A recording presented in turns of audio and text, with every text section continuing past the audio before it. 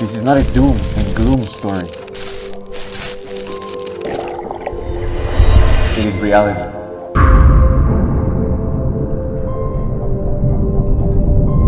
The 2018 Planet Report by World Wildlife Fund confirms the damage we have done to our planet.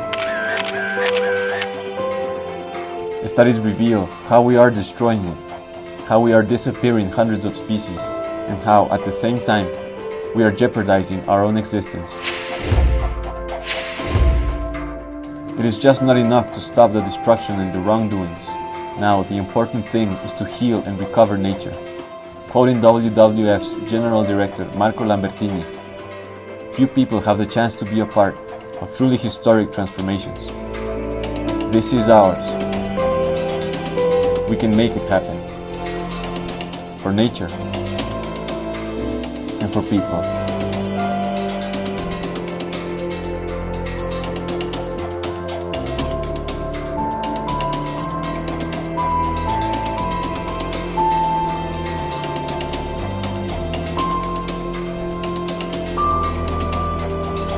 Life is dying.